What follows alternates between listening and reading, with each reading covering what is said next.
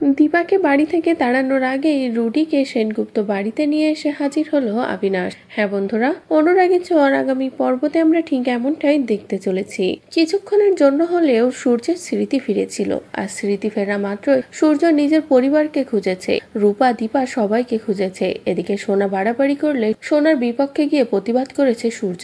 সোনার কোনো অন্যায় আবদারের প্রশ্রয় দেয়নি সূর্য, যেটা দেখে তো সকলেরই ভীষণ ভালো লাগে। কিন্তু উর্মি এটা মানতে না পেরে আবারও কড়া ডোজ দিয়ে সূর্যের মাথাটা আবারও খারাপ করে দেয়। সূর্য আবারও দীপাকে চিনতে অস্বীকার করে, আবারও দীপাকে সেনগুপ্ত বাড়ির থেকে চলে যেতে বলে। এদিকে পরিবারের বাকি সকলেও একই কথা বলে। দীপা কাউকে বোঝাতেই পারে না যে রুডি বেঁচে আছে, আর রুডি আর কুন্তলা মিলে এই পরিবারটাকে শেষ করে দিচ্ছে। সবকিছু এভাবেই শেষ হয়ে যাচ্ছে।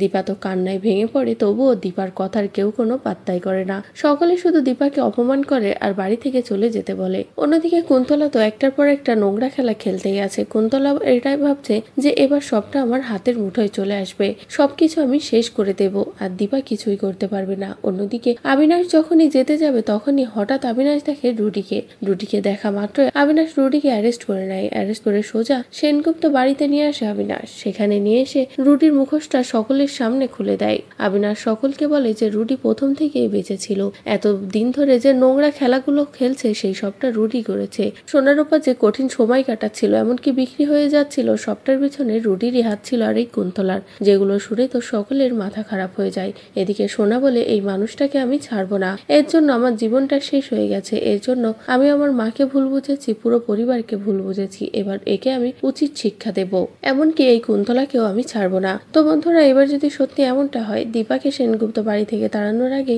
রুডিকে নিয়ে এসে হাজির হয় অবিনাশ। তারপরেই রুডি ও কুন্তলা দুজনের খেলা শেষ করে সেনগুপ্ত পরিবারের সবাইকে এক করে, তাহলে সেটা দেখতে তোমাদের ঠিক কেমন লাগবে কমেন্ট করে জানাও। পরবর্তী আপডেট পেতে চ্যানেলটি সাবস্ক্রাইব করো।